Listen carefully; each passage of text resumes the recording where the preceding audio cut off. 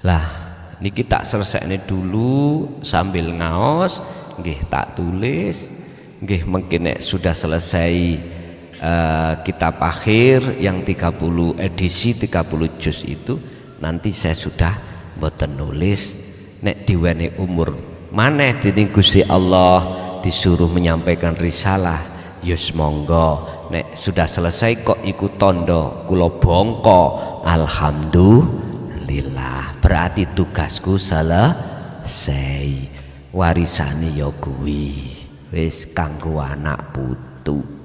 Sebab mohon maaf saya curiga tapi gak curiga, kula bedek tapi gak bedek.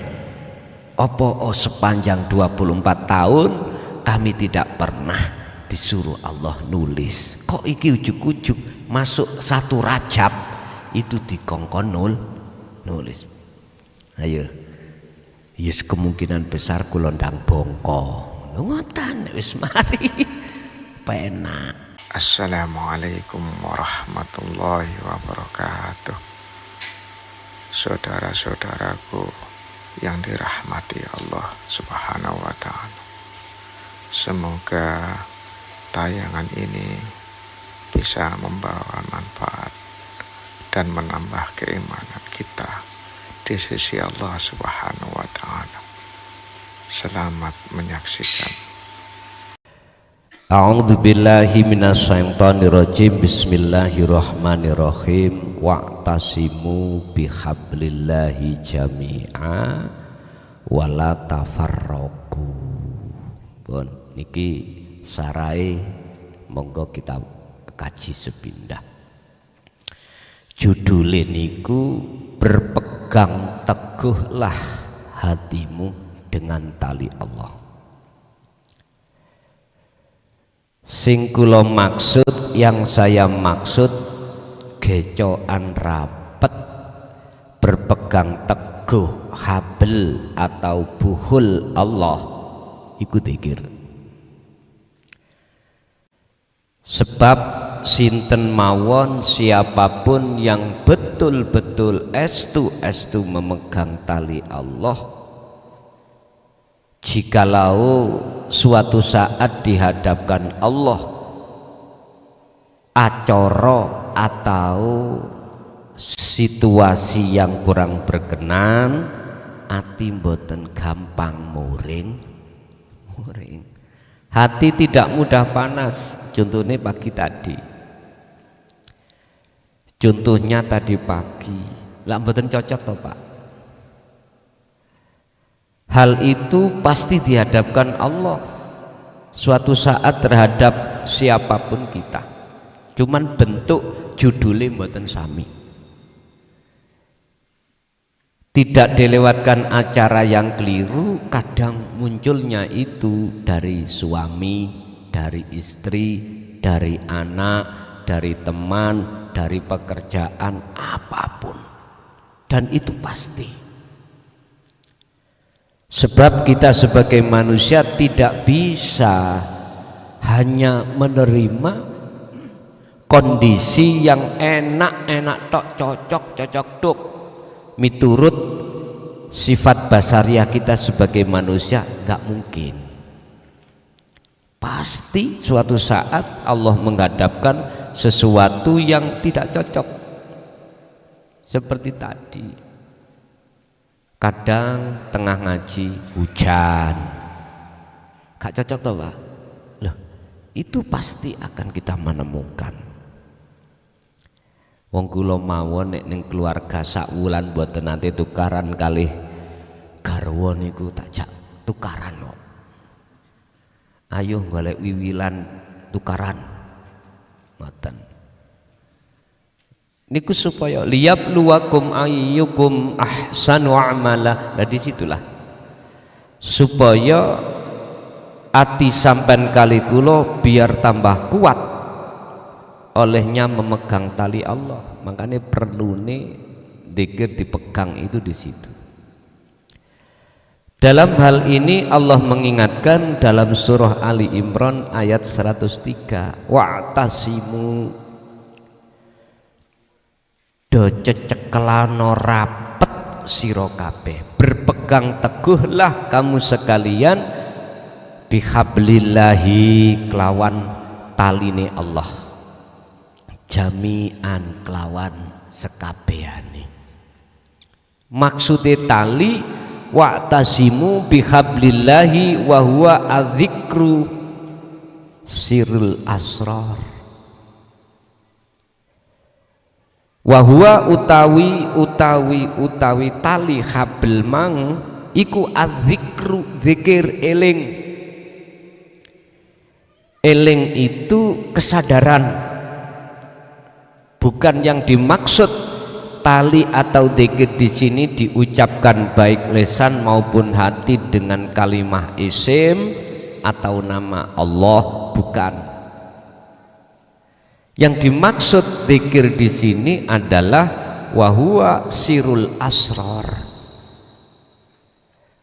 rahasia di dalam rahasia. Jadi setelah rahasia, di dalam rahasia itu ada rahasia lagi. Ingat, fi kulli mukawwanat iku ing dalem saben-saben mukawwanat minal kaun, piro-piro makhluk, khafiyun utawi ada sesuatu yang paling halus. Setiap makhluk itu ada sesuatu yang halus. Siapa dia? Al-hayyu, maksudnya ai al-hayyu, urip. Wa huwa wujudullah, itulah wujudnya Allah.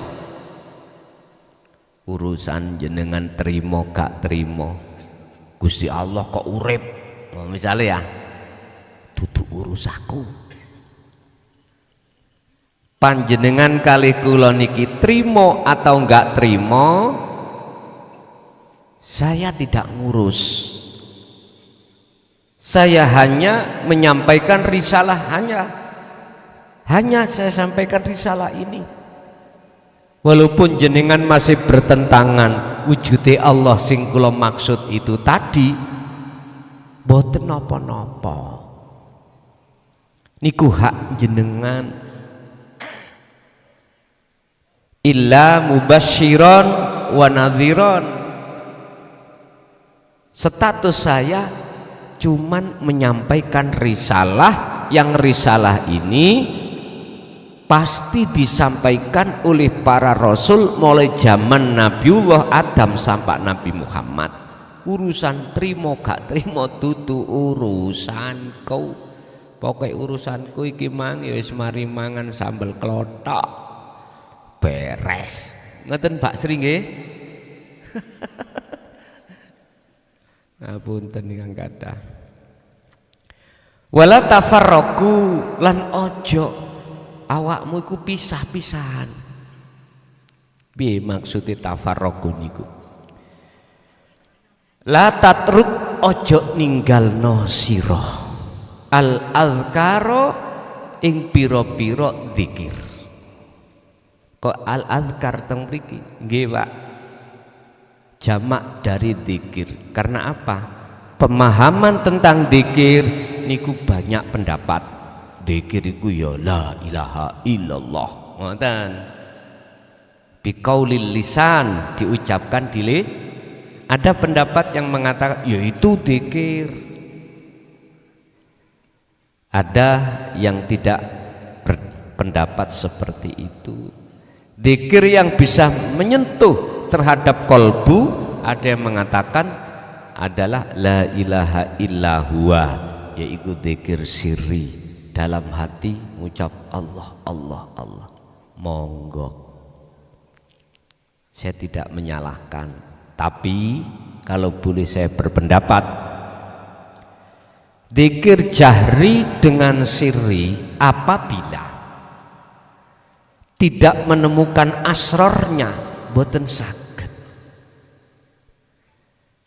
Tidak bisa hati jenengan itu dikatakan usul atau sambung terhadap Allah, karena tali sejatine hati terhadap Allah itu sudah Allah sampaikan dalam surah Al-Maidah ayat 27.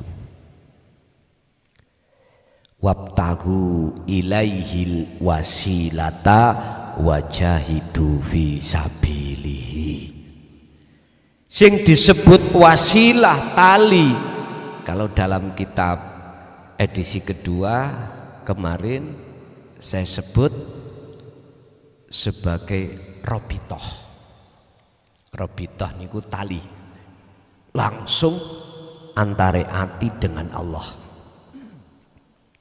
Mana yang disebut wasilah atau tali atau jalan langsung ruh dengan Allah, memang secara tafsir muhakamah gak disebutkan, gak muncul namanya sirul asrar. Tapi itu diterangkan di dalam tafsir mutasabihah. Ternyata jawabannya adalah al asrar. Dalam rahasia ada beberapa rahasia.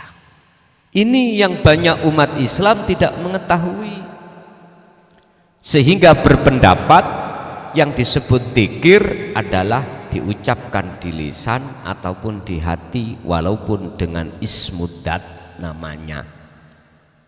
Tapi mohon maaf sekali lagi, izinkan kami berpendapat, jikalau yang jenengan maksud dua dzikir itu jenengan sertakan dzikir la ilaha illa anta, munculnya sirul asrar, maka Allah jawabani dawuh di dalam surah Al-Ankabut ayat 5. Untuk menanamkan hati iku rindu, ada keinginan untuk muraqabah, untuk mendekat dan bertemu Allah, itu hanya orang-orang yang hatinya sudah menemukan tali khusus ruh dengan Allah.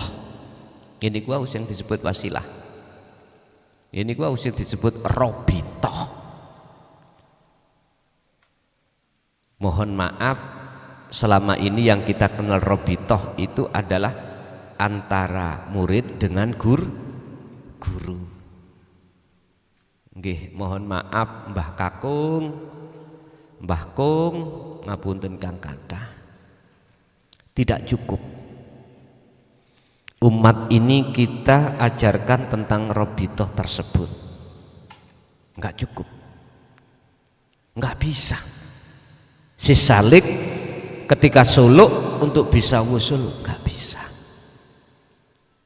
Saya bicara atas dasar fakta teori, mboten saged. Tapi kalau kita jelaskan tentang robitoh, tali khusus ruh langsung dengan Allah, inilah yang akan menghantarkan jenengan itu dalam surah Al-Ankabut ayat 5 itu.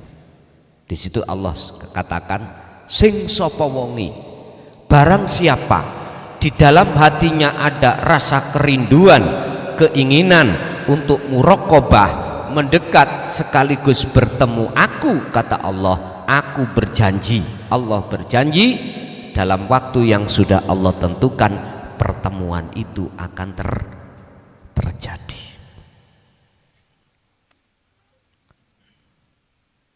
Mangkana yarjullaha, di situ dikatakan Allah seperti itu. Makanya wala tafarraqu, dan janganlah kau itu berpisah-pisahan. Maksudnya kalau bahasa syariat nggih, jenengan gak oleh mutusno silaturahim, ngoten lho. Tapi sing maksud niki adalah jenengan iki la tatruk adzikra, jangan pernah kau putus tali hatimu dateng Gusti Allah. Wadhkuru nikmatallahi alaikum, ingatkah jenengan iki atas nikmat-nikmat yang sudah Allah berikan. Apa yang dimaksud nikmat di sini? Saya tidak bicara nikmat yang dibutuhkan jasmaniah, makan, minum, sandang, pangan, papan, bukan. Yang kumaksud nikmat di sini adalah iftah qalbaka lidinit tauhid. Bukae Gusti Allah ning ati sampean tentang dinut tauhid. Mboten semua, Pak. Kita sebagai umat manusia ketika saat mendengarkan pengajaran tentang dinut tauhid, kita bisa terima. Enggak semua orang. Lah, ketika saat hati kita sudah dibuka oleh Allah, bisa masuk ajaran tauhid itu, itulah nikmat di atas nikmat. Nikmat inilah, Pak, yang paling berharga, karena inilah yang dimaksud kebutuhan ruhaniah kita, baik di dunia, lebih-lebih setelah kita tinggalkan dunia. Pundi wujude nikmat yang bisa kita rasakan.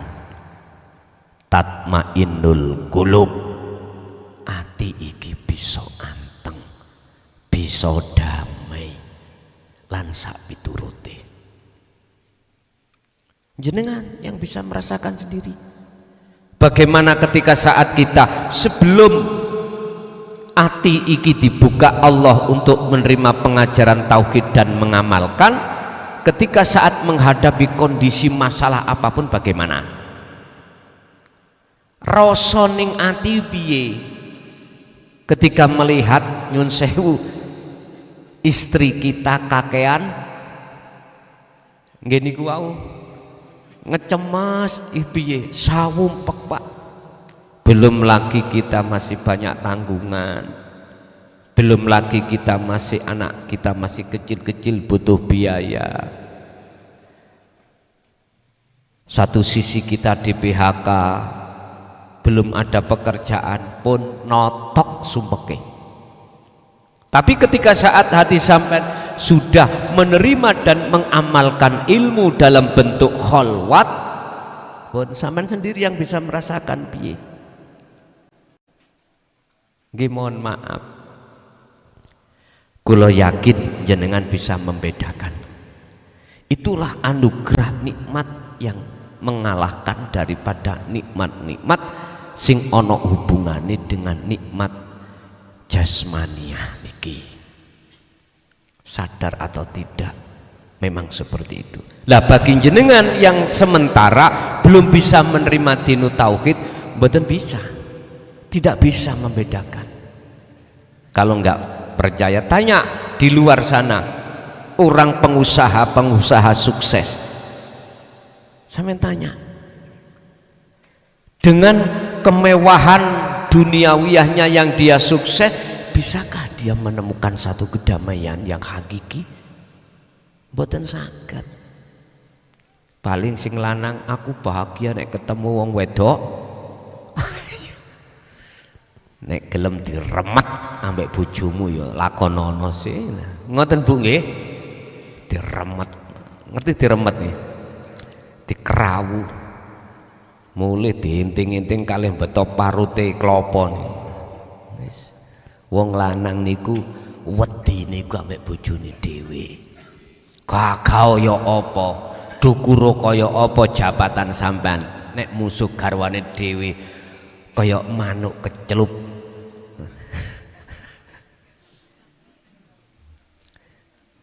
Sampun. Id kuntum a'da wa allafa baina qulubikum fa asbahtum bi ni'matihi ikhwanan. Nyun sewu. Ingat, ketika kita belum menerima nikmat itu, bagaimana kita berkhilaf dengan teman, berkhilaf beda pendapat dengan istri, dengan anak, dengan saudara, dengan orang lain, berpecah belah. Akhirnya hasud muncul. Nggih ngapunten Kang kathah. Aliran A, aliran B saling ngeklaim. Sing bener aku, yang sana juga begitu. Diperluas tentang agama. Setiap yang beragama mesti membenarkan agamanya masing. Loh, perpecahan, Pak. Tapi coba, kalau sudah mendapatkan nikmat itu, nggak ada perpecahan, malah jadi kawan, jadi teman, jatuh sohib, sehingga rukune agama gak adik perang, gak mengenal perang tatkala hati sudah masuk di dalam bahrut tauhid. Islam, Nasrani, Hindu, Buddha, Konghucu, gak ada saling menyalahkan, karena hatinya sudah tahu di balik semua layar adalah Allah. Fi kulli mukawwanat, tadi saya katakan khafiyun al hayyu wujudullah. Di balik layar semua kita makhluk itu ada sesuatu yang halus banget. Nyun sewu, halusnya banyu itu masih lebih halus. Seperti ini korean. Bensol ini nggak iso nerombol napa niki? Apa ya? Sehingga gak bocor ngoten. Nah, yes. Plastik ini gitu. Mboten saged. Kalau Allah lebih halus lagi. Jadi Allah ya di dalam, ya di luar korean. Sebetulnya ini enggak pasti ada sela-selanya, Pak.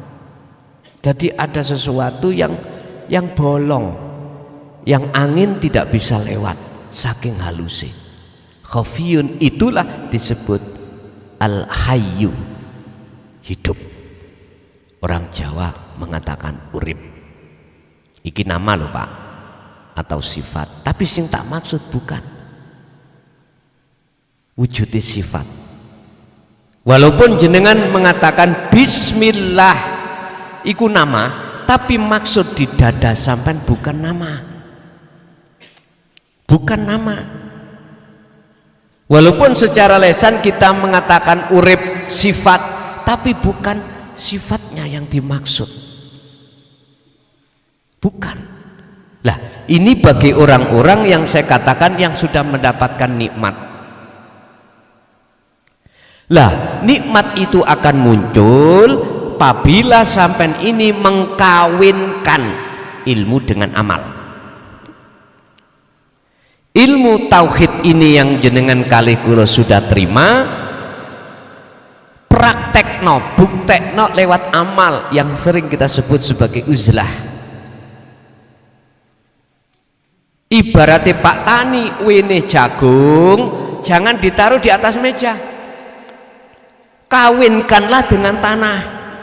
Jikalau kau menginginkan buah yang lebih bagus. Akhirnya Pak Tani nang ladang ditandur biji itu. Tugasnya Pak Tani adalah menjaga. Ketika waktunya mupuk harus dipupuk. Ketika waktunya kita menyiram air harus disiram. Ketika ada suket rumput harus kita ambil biar pertumbuhan si jagung itu bagus. Ada hama kita semprot biar tambah bagus. Itu maksud Pak Tani. Tapi nggak boleh Pak Tani itu mengharapkan ketika menanam ndang teko buai ora oleh. Walaupun tujuannya itu seperti itu. Nggak boleh jenengan waktu kholwat ati itu kedorong ndang wusulo kok gak wusul-wusul. Nggak boleh. Cukup jenengan kali kula jaga taline Allah iku berbentuk zikir. Cukup. Itulah untuk menjaga hati jenengan ini datang Allah biar gak gampang lali itu di situ. Dan tujuannya adalah biar lekas jenengan ini ndang wusul itu di situ. Walaupun tujuannya kita uzlah adalah kewusulan, miturut akhlak di mata Allah hati gak boleh arep-arep wusuli. Ngaten toh?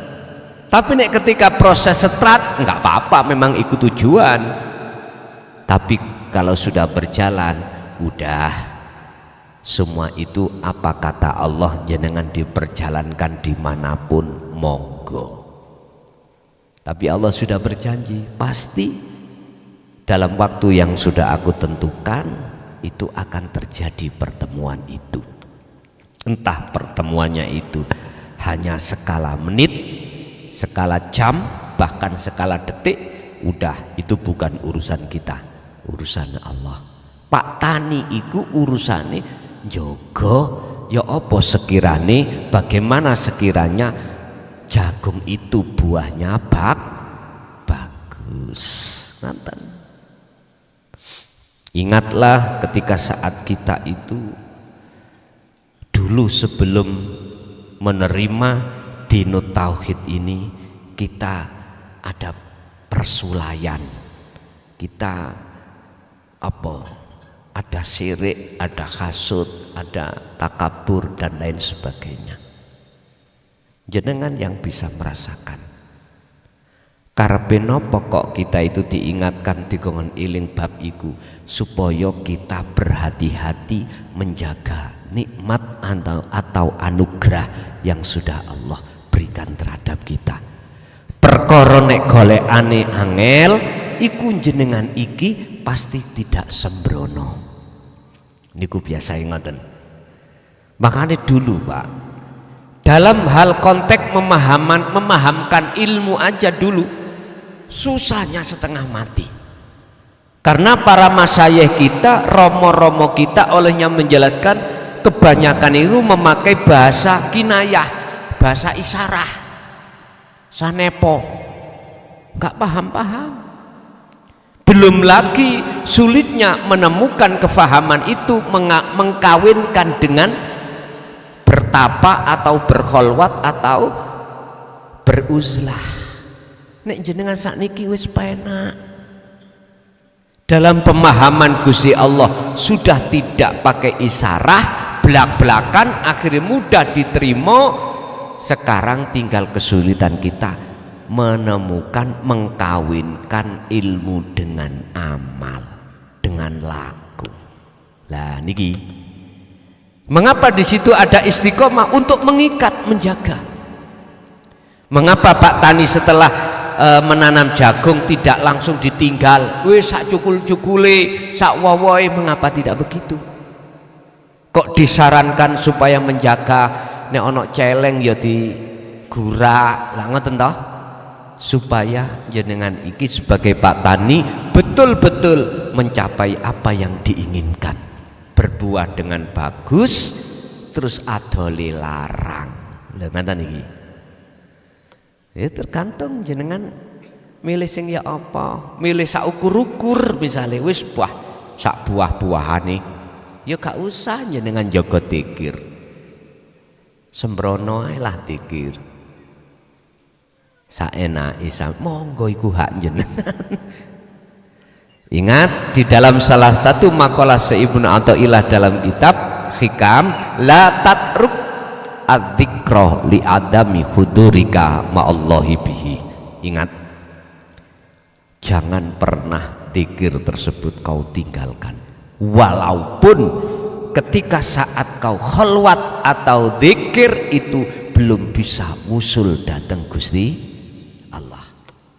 Laksana gini, jangan pernah kau meninggalkan latihan untuk bersepeda walaupun Anda belum bisa bersepeda.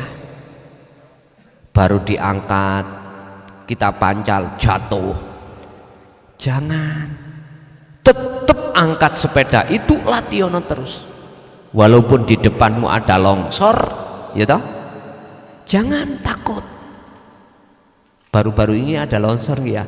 Kula lu Mojokerto blas mboten ningali YouTube boten, sibuk nulis kula niki pun. Sibuk nulis. Jadi kitab yang nantinya jenengan terima itu ada dua versi, kitab awal dan kitab akhir. Kitab awal 3 juz, 3 edisi, kitab akhir 30 juz. 30 edisi. Nah, sekarang masih proses di dalam edisi ketiga, dalam penulisan edisi ketiga. Yang sudah tercetak edisi pertama yang menerangkan bagaimana cara jalan lekas bisa bertemu Allah. Itu edisi pertama. Lah edisi kedua yang kami beri judul Qalbun Madlumun, apa yang menyebabkan hati manusia gelap pada Allah, buta pada Allah. Itu ada 20 bab insya Allah.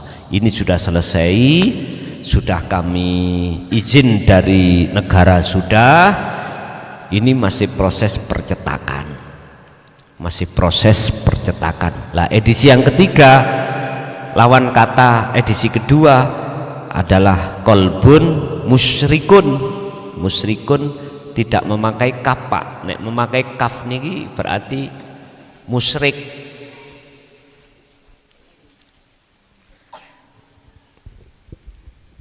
Saban harus paham.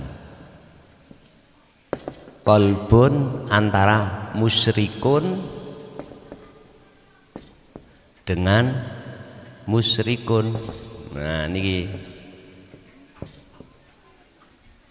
Jadi kita memakai ini, artinya yang bercahaya, hati yang bercahaya. Kok bisa? Lewat apa? Prosesnya bagaimana? Kok hati itu bercahaya? Artinya hati yang makrifat pada Allah. Ini masih dalam proses penulisan. Nggih ngapunten, kados saya kesini sudah dapat satu ayat. Nanti malam saya tulis. Mengapa hari ini harus saya diterjadikan Allah? Pagi tadi kecelik, artinya salah faham, nggak ngaji. Terus sekarang malamnya ndak, itu masuk dalam hikayah, hati cerita. Inilah Pak, pentingin jenengan iki gejo ira petikir, sehingga ketika saat mengalami kondisi yang kurang cocok, ati mboten gampang muring teng mriku.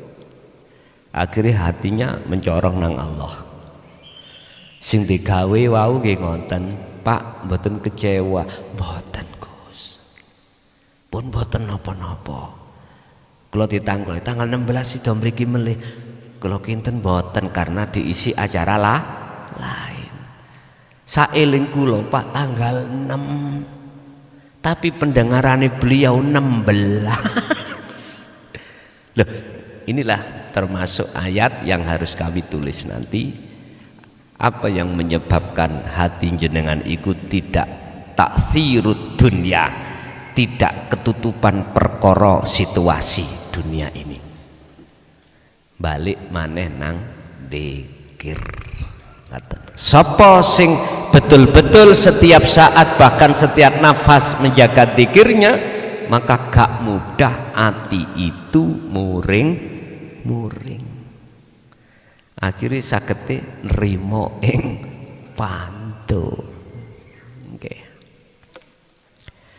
Lah niki tak selesainya dulu sambil ngaos, nggih tak tulis, nggih mungkin sudah selesai kitab akhir yang 30 edisi 30 juz itu, nanti saya sudah mboten nulis. Nek diwene umur maneh dening Gusti Allah disuruh menyampaikan risalah, yus monggo. Nek sudah selesai kok ikut tondo kula bongko, alhamdulillah, berarti tugasku selesai. Warisane ya kuwi wis kanggo anak putu. Sebab mohon maaf, saya curiga tapi gak curiga, kula bedek tapi gak bedek. Apa sepanjang 24 tahun kami tidak pernah disuruh Allah nulis. Kok iki ujuk-ujuk masuk 1 Rajab itu dikongkon nulis. Ayo, yes kemungkinan besar kula ndang bongko. Ngoten wis mari penak. Jangan sampai gak usah bingung, ada nanti yang Allah tunjuk siapa itu terusnya ada. Ngoten. Dene memang seperti itu. Ya alhamdulillah, berarti kula mboten kluyuran. Eling, wong mati niku, wong sing ninggalno alam dunya niku ana macam loro. siji dalam alam barzah kegelapan, loro dalam alam barzah yang terang benderang. Makanya kami sebut su'ul khotimah dan husnul khotimah. Yang masuk di dalam kegelapan, dia tidak akan pernah bisa melihat alam dunia ataupun lebih-lebih alam akhirat. Tapi yang kedua ini, ahli zuhud, bisa melihat keadaan alam dunia lebih-lebih alam akhirat. Ning Quran itu. Tapi kalau supe ayat berapa itu? Wa min waraihim barzahun ila yaumi yub'atsun. Itu disebut alam barzah. Barzah itu dinding hijab antara dunia alam dengan akhirat, terdinding. Sekarang kita di dunia, hati ini ada yang mendindingi terhadap Allah tak? Kalau edisi kedua kitab ya toh, Qalbun Mudlimun, jangan harap setelah tinggalkan alam dunia jenengan itu tidak gelap, mesti gelap. Sakwise tinggalkan dunia itu, alam yang kita dapatkan itu sesuai dengan alam ketika kita di dunia. Kalau di dunia berbuta hati kita pada Allah, pasti di situ buta. Buta itu mesti temane gelap. Jadi meripat iki wis wuta, mlaku bengi, disuruh melihat semut hitam berjalan di atas batu hit, ya boleh roh, nggak bisa. Udah, itu resiko, konsekuensi kita tanggung masing-masing. Bapak Ibu hadirin, kembali kepada materi. Ketika kita sudah teringat masa-masa lampau Pak Bu, sementara kita dalam kondisi sekarang menerima nikmat atau anugerah yang disebut sebagai kolbun musyrikun, kolbun hati yang mencorong, maka janganlah kau baeno dengan dzikirmu, karena untuk mendapatkan kolbun musyrikun, kolbun hati yang mencorong itu tidak mudah. Golongan inilah Pak yang kumaksud golongan yang dipilih oleh Allah.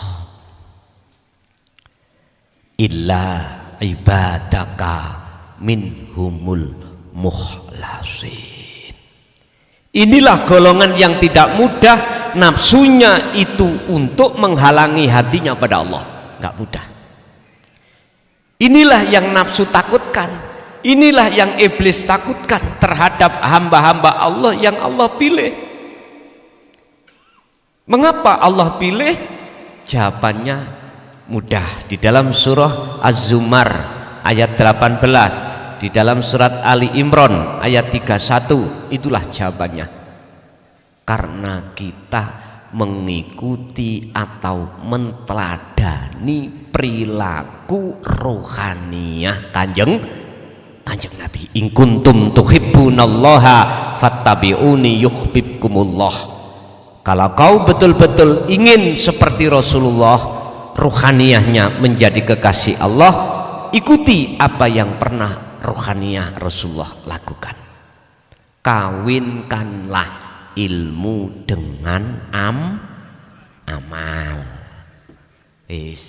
Gini carane untuk menetralkan takfirul dunya, kebiarin dunia tembriki.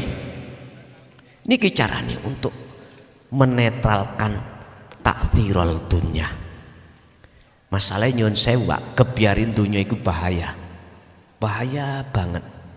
Mungguh hati kita yang belum memegang tali terhadap Allah. Oleh sebab itu, secara syariat memang mengapa harus ada halal bihalal, saling memaafkan.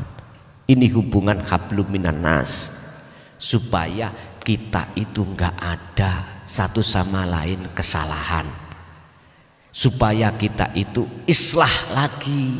Sing asalnya kita itu tadi jotak gak wawuh, geding-gedingan, sekarang sudah tidak ada.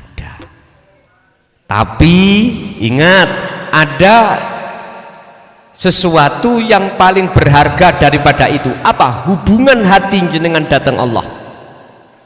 Yang tadinya kita dipisah oleh nafsu. Nafsu membikinkan hasud, riya, takabur, berbangga diri dengan duniawiyah, dengan jabatan, dengan pengaruh. Sekarang sudah tidak lagi, karena kita sudah islah kepada Allah. Kita sudah tidak lagi menyekutukan Allah. Kita sudah tidak lagi menyembah selain daripada urib. Kita sudah tidak lagi beriman terhadap selainnya. Sudah cukup bagi kita selama berpuluh-puluh tahun telah tinggalkan Allah. Dan Allah tidak pernah meninggalkan kita. Kita makan, digerakkan, dilayani. Kita tidur, ditidurkan. Kita bangun, dibangunkan. Kita bisa mendengar suara, didengarkan. Kita berkata, dikatakan. Kita bernafas, dikeluarkan, dimasukkan. Sampai jenengan kali kula sadar. Dan sekarang jangan lagi kau tinggalkan hatimu terhadap hidup dalam dirimu. Itulah sahabat yang sejati. Tanamkanlah cinta terhadap dirinya, sebab dirinya tidak pernah khianat, dirinya tidak pernah bohong, dirinya tidak pernah mengkhianati jenengan. Tapi kalau istri, suami, anak orang lain, suatu saat pasti akan bisa berkhianat pada kita. Oleh sebab itu, taruhlah cinta hatimu pada Allah di atas cinta segala-galanya. Dan atau janganlah cintamu terhadap selain Allah itu mengalahkan cintamu terhadap Allah. Ini maksud saya sebagai islah atau halal bi halal.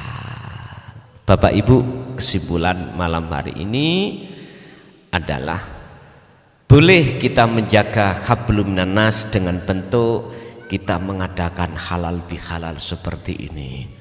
Tapi tolong jangan lupa, setiap hari kita kadang salah kepada Allah. Kita mengimani selain Allah itu yang menggerakkan, yang punya gerak.